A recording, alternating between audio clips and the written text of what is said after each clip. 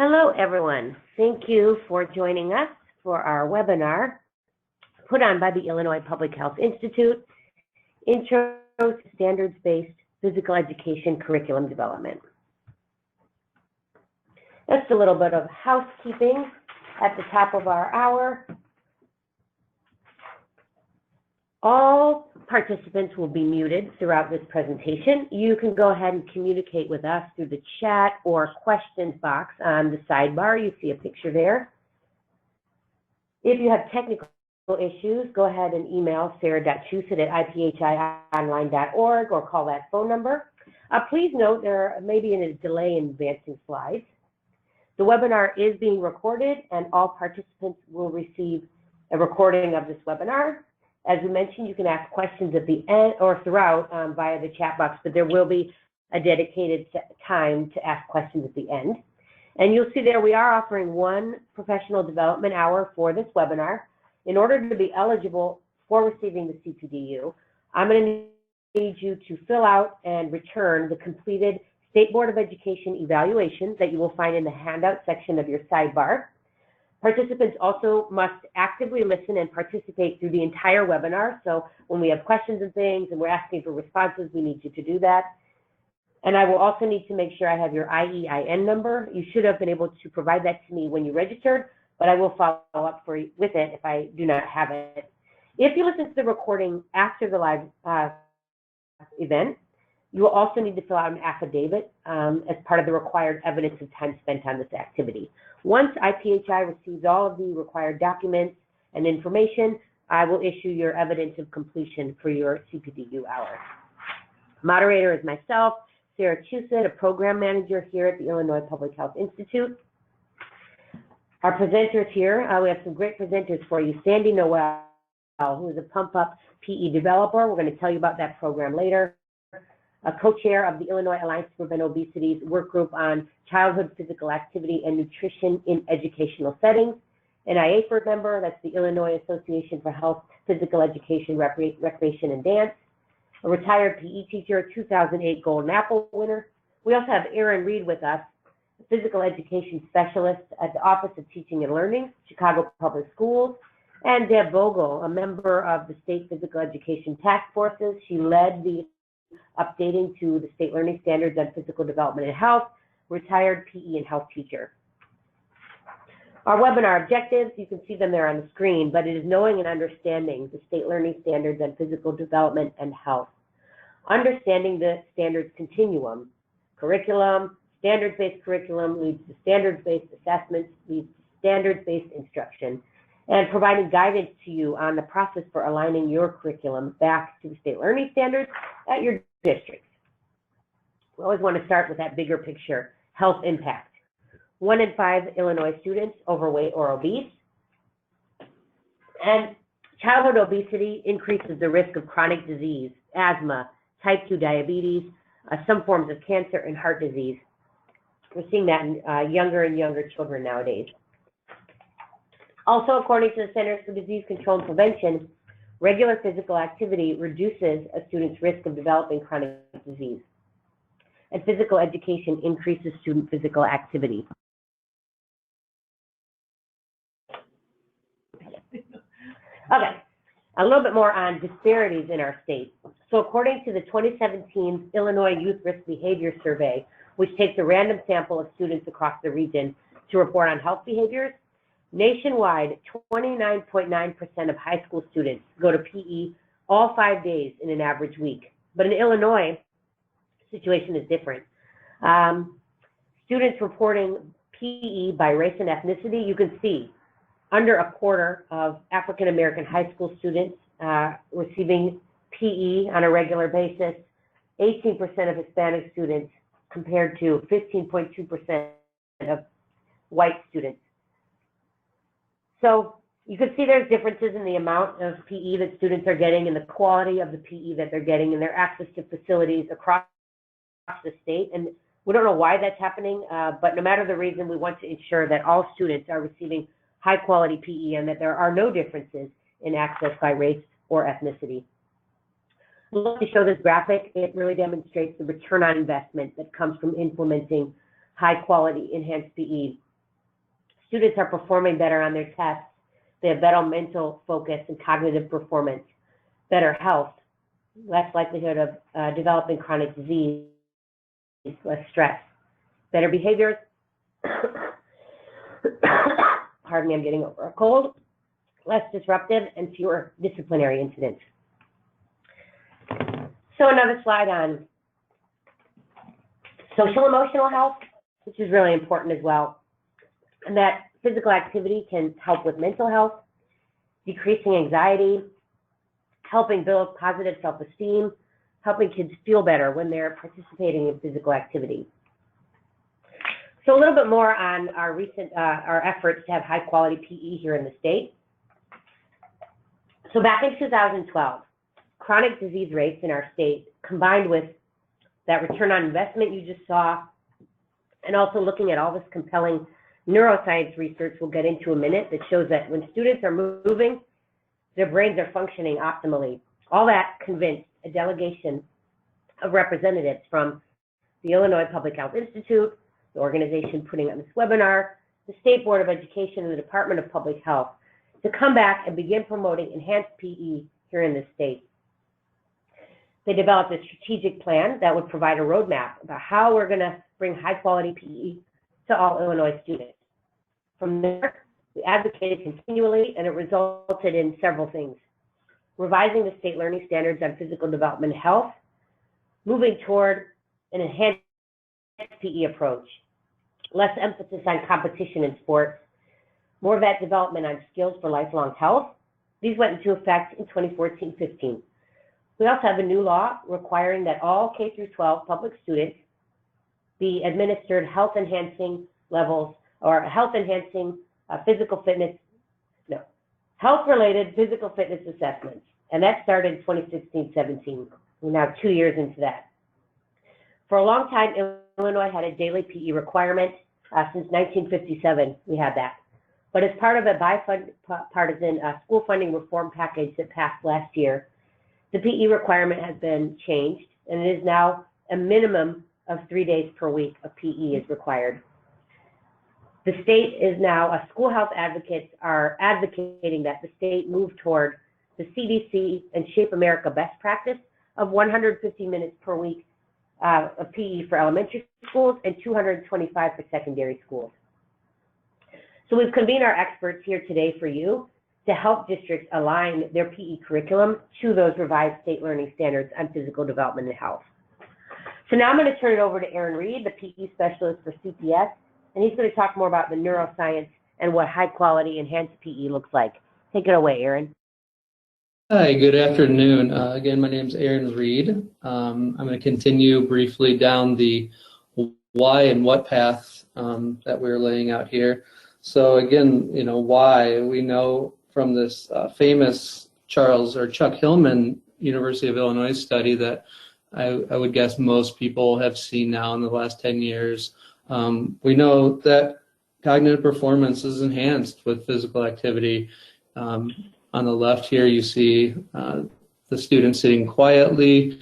On the right, we have a student who's simply walking for 20 minutes before a test. And from his study, we can see, at least this study, that students scored a full grade level higher in reading comprehension. This is a wonderful advocacy piece here, either for other PE teachers or for the layperson. Continuing on with the what. So what is high quality enhanced physical education? Well, it is standards-based curriculum, instruction, and assessments. It is students participating in at least 50% of the class time in moderate to vigorous physical activity. We know appropriate instructional practices, which include things like maximizing practice opportunities, working in small groups, limiting competition in classes, adequate equipment, things like that. We know we need skill development opportunities that prepare students for a lifetime of physical activity. Continuing on with physical education. So it's also important to understand the technical definitions or technical terms around physical education. So while I'm not going to read the definition for you, and while we can have exercise and physical activity in physical education, it's always important to remind others that physical activity and exercise are not physical education. And as you read the definition there, you can start to understand why we can't have those things or have physical education from physical activity and exercise. So being part of that sequential standards-based curriculum, we have standards. We have our state standards in Illinois here. We have national standards as well from Shape America. For the purposes of these webinars and because we are in Illinois, we are using the Illinois or ISB standards for physical development and health. And we're recommending that you do use those. But if you are out of state or you utilize the SHAPE standards, these processes that we start laying out today can be utilized in any of those standards. So why learning standards, or what do these learning standards, what should they do for you? Well, they're a guide to organize your curriculum. They serve for teachers to understand what students should know and what they should be able to do at the different grade levels. If you're looking at the ISB standards, we know that they're by grade spans and the descriptors. And if you're looking at like the SHAPE standards, they're by grade level outcomes. They also, they engage student progress. We can look at those descriptors or benchmarks and see what students should be able to do by the end of that grade span or grade level. They communicate the purpose and results of PE and with parents and community members. You're able to show them here's what their students are receiving. Here's why it's important for my program. Without my program, this is not, they wouldn't be getting these things. And we know standards-based curriculums build equity, so we're able to see what students know and should be able to do, and then we're able to measure that progress. And continuing looking at the equity piece, a picture that, again, most people may be familiar with, that defines the difference between equity and equality. At least the Robert Wood Foundation says health equity means that everyone has a fair and just opportunity to be healthier. This requires removing obstacles to health such as poverty, discrimination, and their consequences, including powerlessness and a lack of access to good jobs with fair pay, quality education, and housing, safe environments, and healthcare. You can see from this picture, with things being fair, they're not being, equal. Fair isn't always equal, right? Thanks, Aaron. With that, we're going to turn it to Sandy Noel. Tell us more about the roadmap.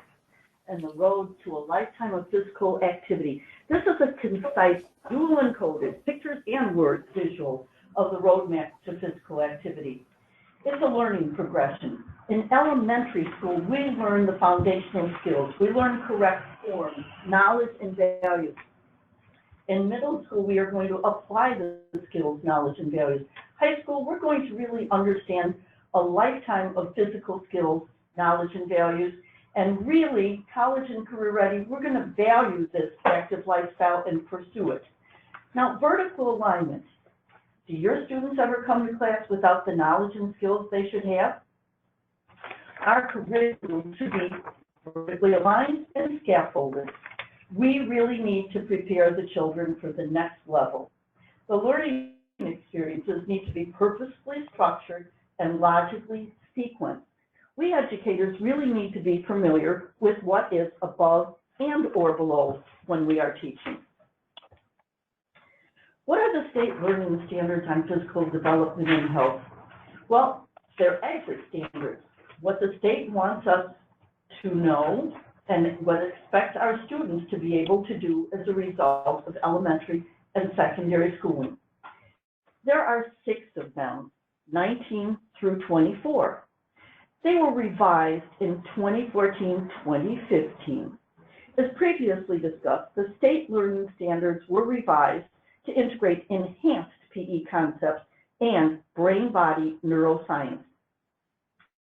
IPHI has reviewed these revisions in detail in previous webinars, which you can access at the link on the slide. You can access the full state learning standards at the link on the middle right of the slide. Now, with the outcomes, we really want to make sure that we understand that the state does expect the students will be able to demonstrate different things at different levels and control while performing different skills.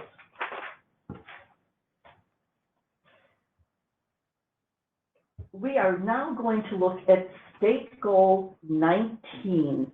Each goal follows the same structure. It's a broad statement of knowledge or skills within a goal. Each goal has an explanation of why it is important and how it relates to life beyond schools.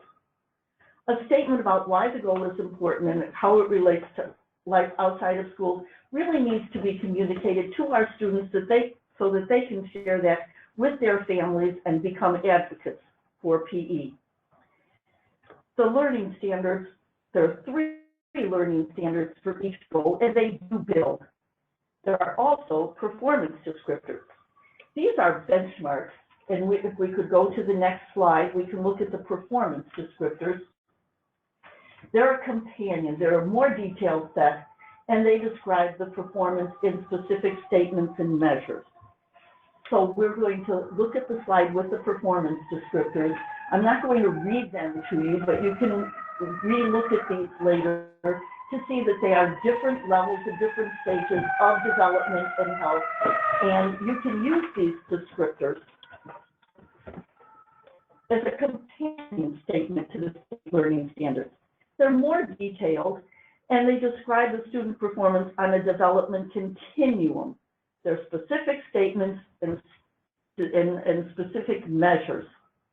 These can be found in the same document as the state goals. These are examples of ways that you can show you're meeting the standards. You do not have to use them all. You can tweak them. There are many ways of using them, and you can apply them to the different things that you are teaching in the different progressions. Thanks, Sandy. Now Deb Bogle will talk to us about social emotional standards in PE. As we went to revise our standards, one of the things that we did was we made sure that we implanted the social emotional learning standards from Illinois into our goals and standards. So essentially, we own them. We all know that we live in a world where stress, anxiety, depression, and competition are experienced every day. Therefore, we as teachers have to use our voices to teach our students the skills and give them tools necessary to achieve, cope, and be healthy. We can really do this in an authentic way within our activities and sports to practice social and emotional skills in real time. You can see that we've given you the 6 different skills and where we see them, possibilities of seeing them being taught on a regular basis in physical education. The graphic outlines just ways that we do this, and remember that, you know, most of you will look at this and go, yes, I do that, I do this, I do this, I do this. And that's why it's important that other people in your buildings know that that's what you do. If we look at this document, I would say to you, share this document with administrators, board members, and parents. Thanks, Sarah. Thanks, Deb. Thank you. Hear more from Deb in a little bit. Now we'll dive into that process for aligning curriculum to the standards. So steps, developing that scope and sequence that aligns with the exit standards at the grade level, using the scope and sequence then to develop a curriculum that's based on the standards and related outcomes, determining appropriate ways to assess your grade level outcomes. And then as you're doing all this, you have to consider your unique situation, school culture, and teaching environment to fill in the activities that meet your desired outcomes. A little bit more on this, moving from an aligned scope to an aligned scope and sequence of curriculum. So you can see here some definitions. The scope is the depth and breadth of content to be taught at specific grade levels, and a sequence is the order in which the content should be taught across grade levels. So that Scope and sequence can reference when to introduce concept or skill, when to expect emerging, maturing, and mastery of a concept or skill, and when students will be able to apply that concept or skill. Here we have an example of what that might look like for State Learning Standards 20B and 19A. The most important thing is to set up a system of words that define development and stay consistent. So in this case, we use emerging, maturing, and applying, or mastery. Emerging means introducing and practicing. Maturing means that the student can apply the critical elements of the skill, continue to refine it with practice. Applying or mastery means they can apply the skill correctly in a variety of physical activities or environments. But again, you can pick the words you like, they just need to be consistent. Other people use explore or expand. You have to develop words that say, this is where we are starting to teach this skill, this is where they are practicing developing it, and this is where they are at a higher enough level to consider it mastered. Things to think about: who are your students? How do the grade levels you teach affect curriculum planning? Where are you in the vertical alignment? What standards are you using? What broad-based skills, concepts, attitudes, and knowledge do you derive from each standard? So now we're going to move on to ask you a couple of questions, essential questions to undertake this process. So I'm going to show you the question, and I'm going to open the poll, and I would love to hear from everybody. So essential question: how often does your school offer PE? Daily, 4 days per week, 3 days per week, twice, or none? So give me 1 second while I launch our poll. You're going to see it on your screen in just a minute. Go ahead and put in your responses. I'm looking here. Let's see here. 30% of you have voted, so I'm going to let that get a little bit higher.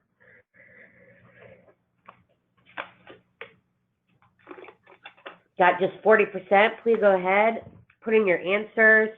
I want to get that to maybe 80%.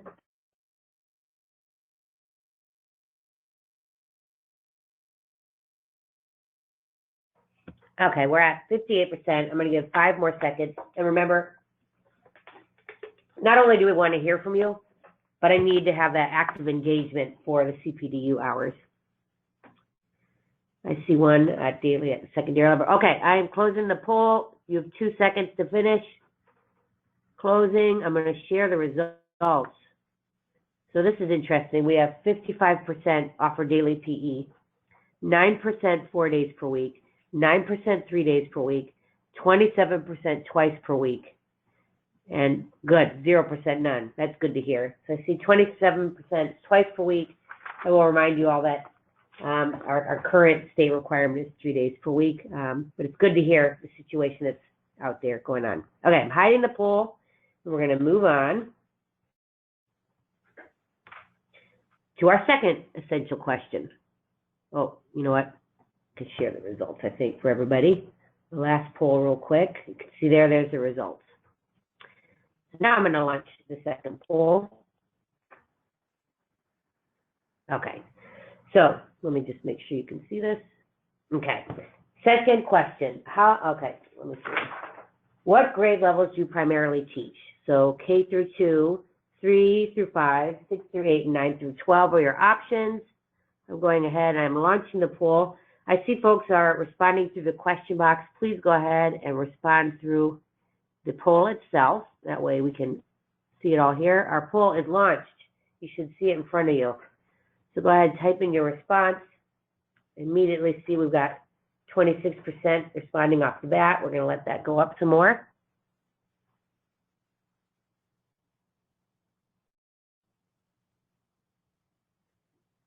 "37% in." Keep typing in your answers. I'd love to hear from everybody.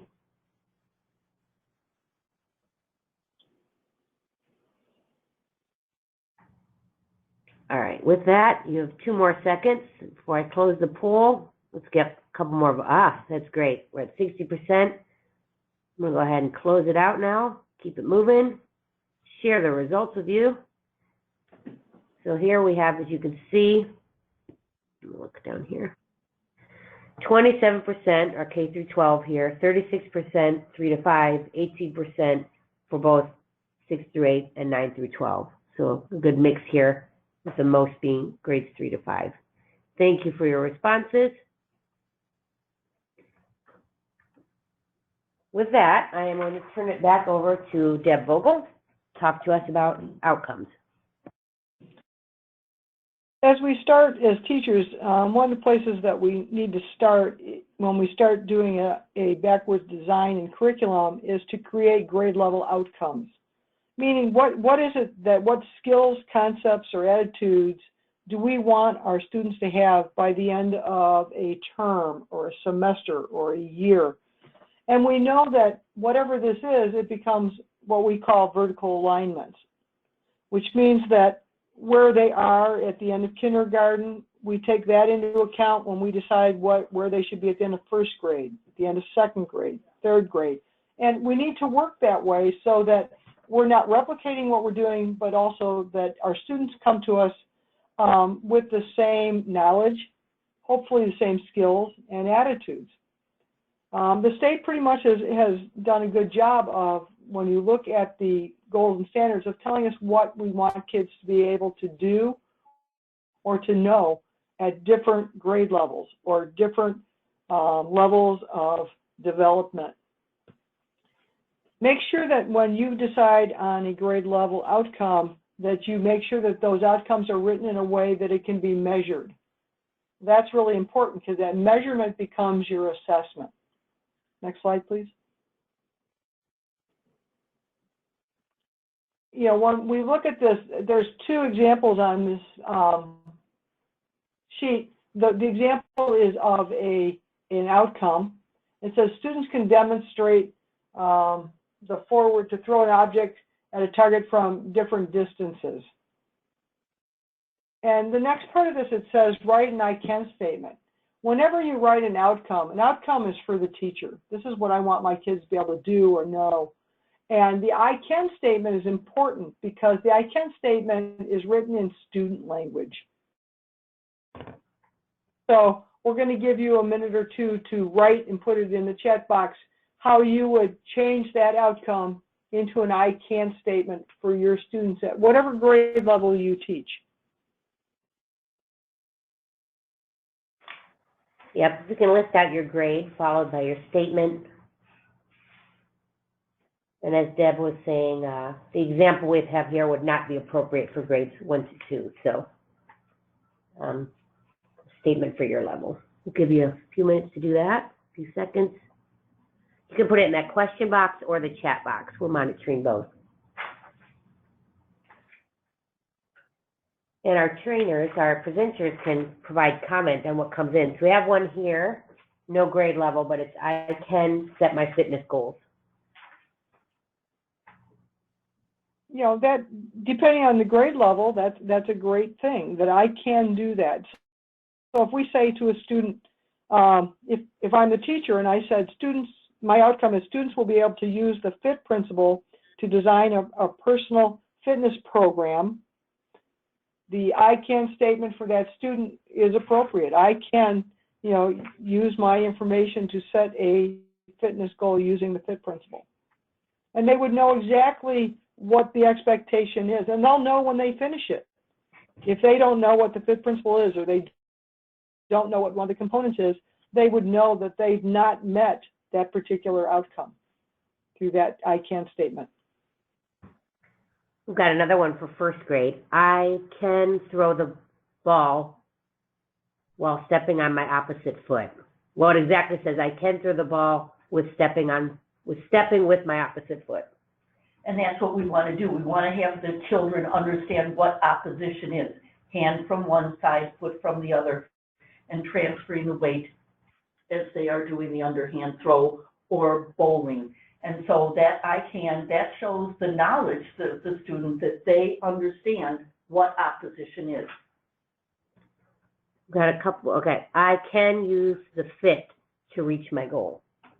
F-I-T. Just what we were talking about in the other example, about knowing what that acronym stands for, and then understanding what the terms mean. Frequency is how often, intensity is how hard I need to work, how much time, what type of activity will actually do that. Could they identify that, either on a written goal that they have or on possibly a cognitive assessment where they are shown different students fit goals. Mm-hmm. Got one here. I can throw a yarn ball to my friend, and she can catch it, can catch my yarn ball. Once again, that shows us that they can throw a ball to an object, and we can move them back and forward from being close together to further apart, maybe off to a side. That's a very good one.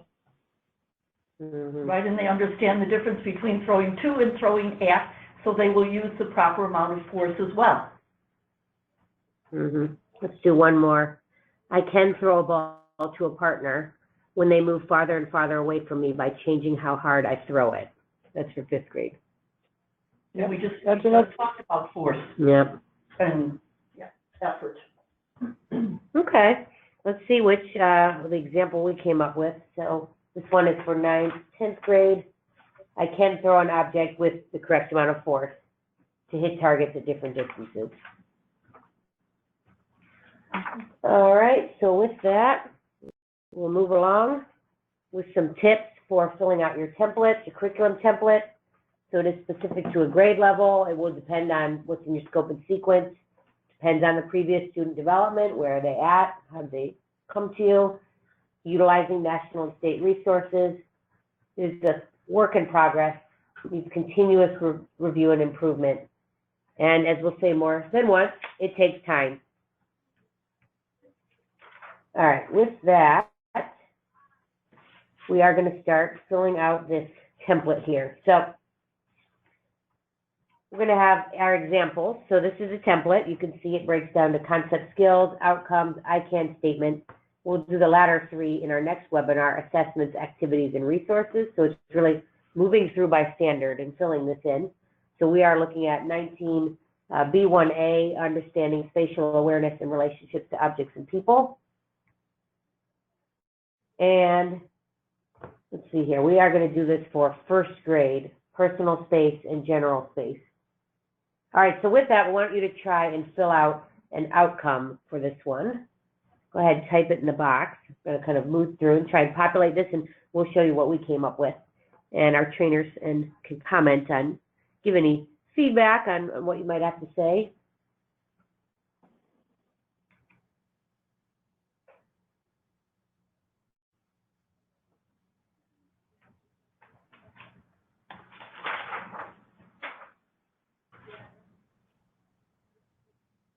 All right, let's fill one in while we get people get going.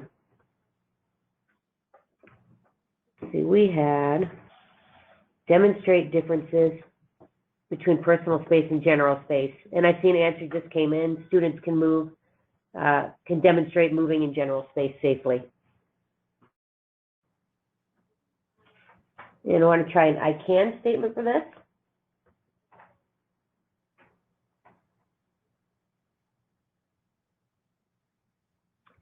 I can sit in my personal space without hurting my peers. Let's see what we put. I can move with control in the playing area without bumping into people. We had another one come in. I can move around the gym without touching anyone. I see nodding from Sandy. Feel free, even if we move along, you can keep typing them in. We can share out. I can play tag without hurting myself or others. And let's see, so we're going to do the next 3 for this one. Fill out this chart and finish completing it in our next webinar. Let's try the next one. So we did 19B1B, understand how to execute basic movement patterns. This one we're looking at 9th grade. So the concept we're working with is making space into game for the high school level. So can we see about any outcomes for that one, for 9th grade, 19B1B?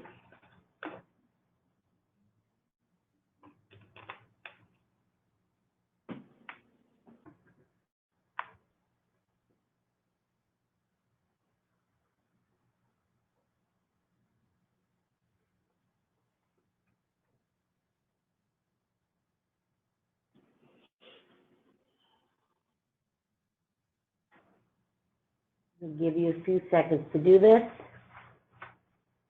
And again, we do need people participating as part of our professional development.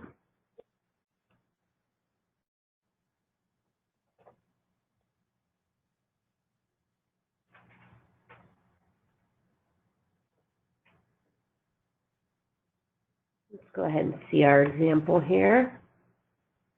Okay, we've got one. Students can demonstrate how to move to an open space to receive a pass during basketball. And you can see here we had demonstrate the ability to get open to catch a pass during a game. I have I can go ahead. It's that on that outcome that it's general like that, because it doesn't matter where we look at their ability to get open in a game, whether it's in a soccer game, a basketball game, an ultimate frisbee game, any, in a flag football game, so that we can use this idea of making space in a game in a variety of activities. We're not limited. And I can statement come in, I can run in a straight line. And an outcome, students will demonstrate the ability to maintain the proper space in a soccer game.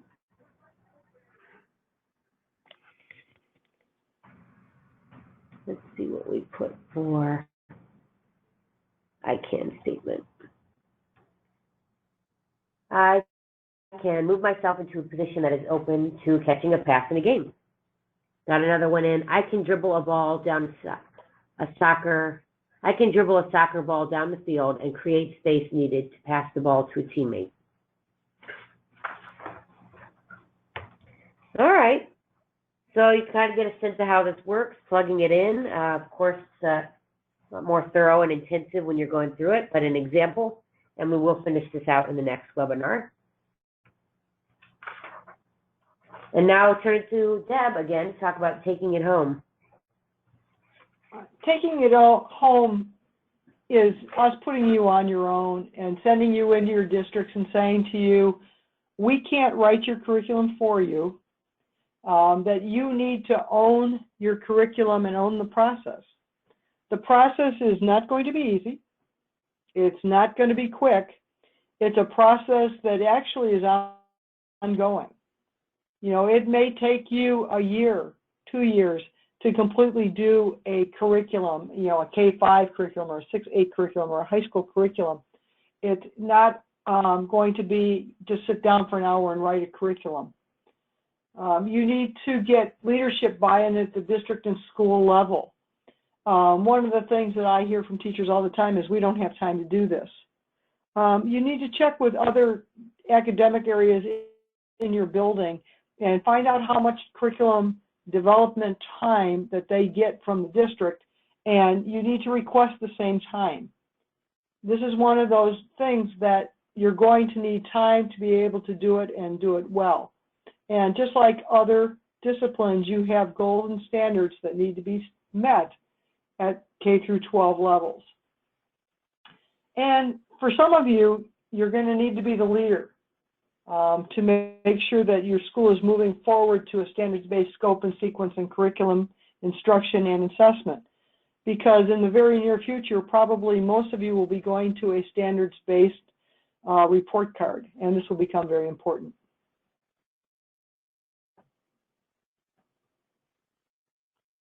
Creating this time and at the local level, you need to start gathering things together. Like you need a copy of the Illinois Goals and Standards. You might want to bring with you a copy of the curriculum that you have now. You need to identify who should be involved in this process. And the answer to that is everyone. Everybody in your department, or if you're a single teacher in a school, possibly the teachers at the different grade levels or the teachers at the different schools within your district. Because sometimes it's hard to do it by yourself. And you need to start answering questions about and talking about, the process is good, talking is good. What is it that we expect a kindergartner to be able to do by the end of the year? What is it that we expect that fourth grader to be able to do and know by the time they finish their year? And then start the process of filling in templates. If you don't like our template, there's lots of different templates out there, but start the process. And it is a process. And from experience, I will tell you, start with the outcomes, don't start with activity. We use different activities to teach outcomes, not vice versa. Thanks, Deb. So we have an example here on the screen. We're going to talk more about our Pump Up PE offerings in a little bit, but we do have this PE teacher training program called Pump Up PE. Not only is it a day-long training for teachers, but we also provide custom technical assistance trainers and presenters who've heard from today, at least some of them. We have trainers that are able to come out to your district, work with your teachers, and commission us to help you with this process. So we did want to just highlight that we worked with Prairie Hills School District. They went through it. It did take time, just as Deb said, it was intensive, but they felt very pleased with the process, and then it put them in a good place to kick off their school year, and they did involve everyone in it. So we'll provide contact information if you're interested in learning more about that. With that, our reflection, we'd love to hear from you, and then our presenters will provide feedback on your responses. But go ahead, type in the question box, the chat box. We want to hear from you on both or either of these questions. So how might this type of process in your district change the way PE is implemented if you were to do this? And what's one step you would take to ensure your curriculum is aligned to the state learning standards? Please go ahead, take a moment to reflect and type your responses in.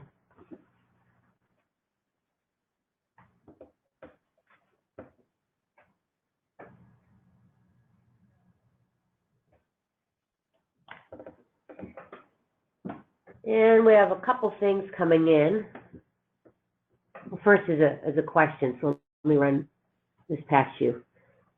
I am wondering, are there any special considerations when writing a curriculum for a school that houses a population of 100% special needs students? Not really. You have to probably differentiate more depending on the disability of the student. However, probably the outcomes that you'll have may be more student outcomes than class or grade level outcomes, and that should be identified on their IEPs.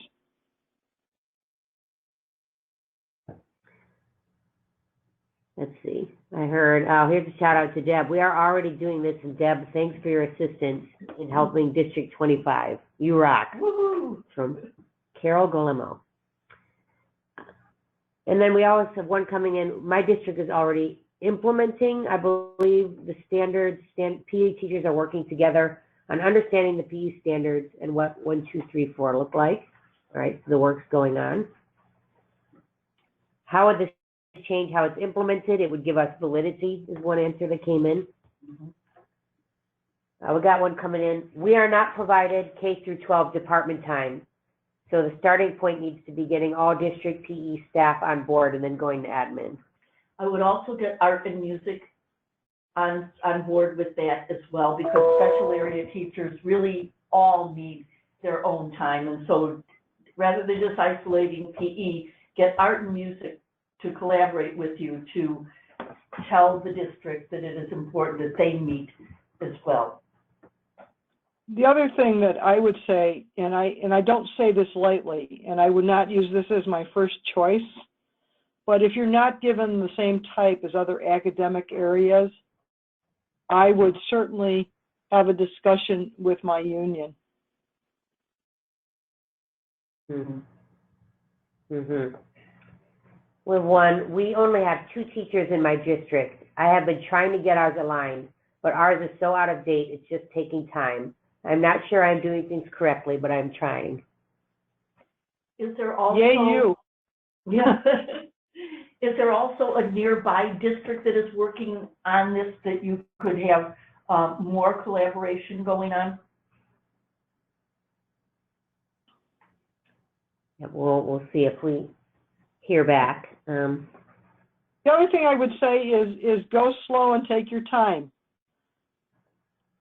Just do what you can do. You're not Superman. Superwoman. And I got a question here. We don't see where to type in for the reflection. Where you typed in is fine. You could type it into the question box or the chat box on the right-hand side of your screen in the sidebar. But whoever just typed me that, I could see that. So type it there.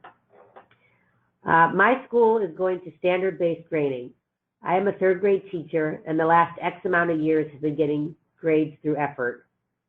I have been creating assessments aligned with standards. The first goal that we need to do as a department is creating grade level outcomes aligned to the standards.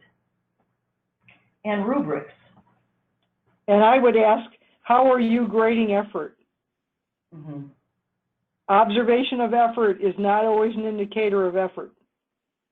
And so it just can't be, say, oh, they're sweating, or they're, you know, they look like they're working hard.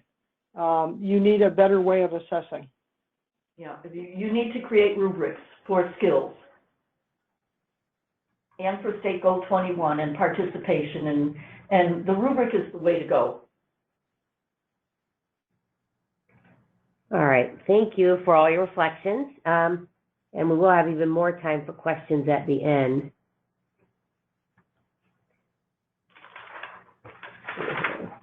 All right, so Deb, you want to take us through this guidance on continuing implementation? Yeah, you know, this is going to be a process, and it has many steps to it. But do use the state learning standards. The Illinois state learning standards have some things that the national standards don't have. For instance, the neuroscience behind what we do and why it's important to have quality daily physical education in terms of the chemicals that are released in the brain and what that does for not just things like mood and anger and decision making, but also memory and concentration, those things that help kids in other classes. Post the standards in your gym, even if they're the big long part of it, so that as parents come in or you have visitors within your building that are there after school, that they see that you do have standards. Make sure that the document that you're writing is a living document. It should be something that you use when you teach and that you go back to it so that it doesn't become dead. You know, I went to a district and helped them out a few weeks ago, and they hadn't revised their curriculum in 13 years. And they were still back on the first set of standards and didn't even know we had a second set. So keep it up to date. Join IAFER. Join your professional associations who have professional development opportunities for you that you can use. And a big one is to advocate and educate your school leadership and community about the value of what you do. You're not just the coach. You're not just a place for elementary school teachers to have their break time. You know, educate them in terms of what you do. And the biggest advocate that you have in terms of a strong physical education program, number one is your students. They go home, oh, what'd you do at school today? You know, and hopefully they're talking good things about PE. And then the second one is you being the best teacher that you can be every single day, teaching to the standards and making sure the kids know why, the why. Why are we doing this? Why are we learning this? Why do we need to be able to do this? And for gosh darn, pat yourselves on the back and spread the word about all of your hard work, because I know you all work hard. And some resources to highlight for you. So the state learning standards on physical development and health. I'm going to send a follow-up email to everyone who registered to this with links to these things. But the Illinois state learning standards, the Shape America grade level outcomes. The PCAT tool is something you can use to assess your PE curriculum and look for ways to strengthen it. Although I will note it is based on the Shape America standards and is not Illinois specific. Illinois Classrooms in Action, these are resources to support instructions of the Illinois learning standards. And then PE metrics, assessing student performance using the national standards and grade level outcomes for K through 12 physical education. This is an ebook by Human Kinetics. It is written for physical educators, administrators, and curriculum writers, and also for PE majors and minors. offers over 130 ready-to-use assessments, worksheets, checklists, rubrics that support assessment and guidance on creating your own assessments. So some next steps. We're having another webinar. We are offering another CPDU for it, Designing Learning Activities to Achieve Student Outcomes. That is on March 5th, 3:30 to 4:30. You can register. I'll send the link. And it's also on our webpage, iphiionline.org/pumpuppe. And with that, and we're going to cover assessments, lessons, and activities. We're going to finish filling out that grid. There's also the Pump Up PE Professional Development Program. This is a program of the Illinois Public Health Institute. It is about helping PE teachers implement high-quality enhanced PE programs in Illinois, preparing students for a lifetime of health and fitness.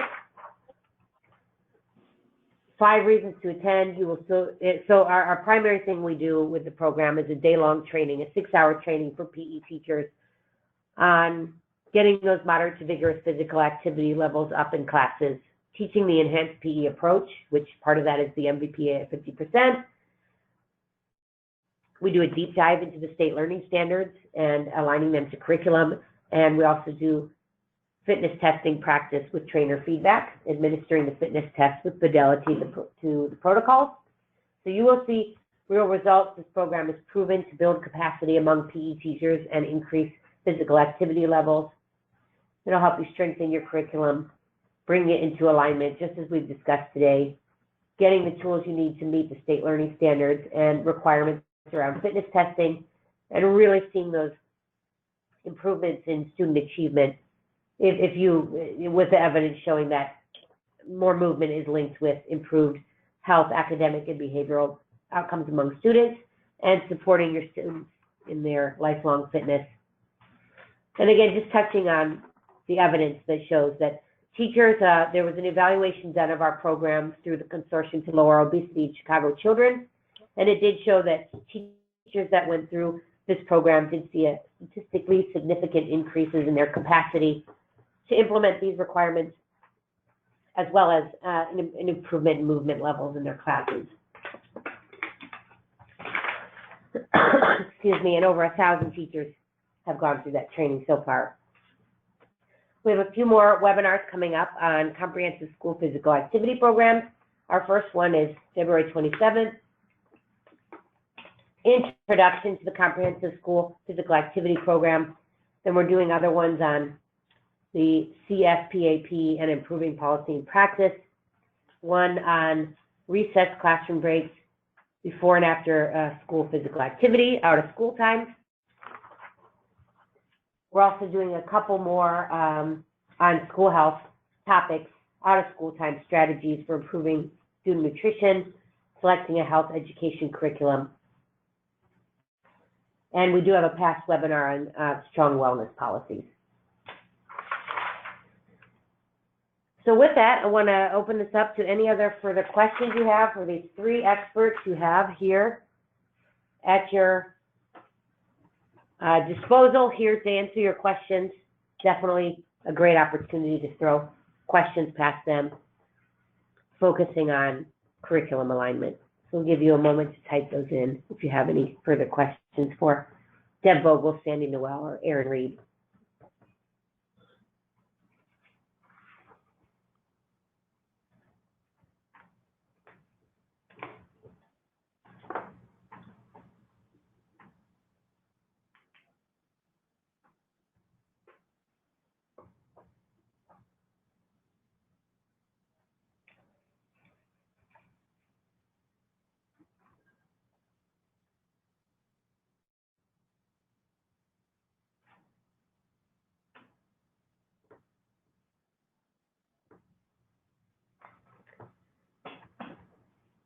Someone says, I do not have questions, but I look forward to the upcoming webinars to support what I am doing in my district as we fully implement the state goals.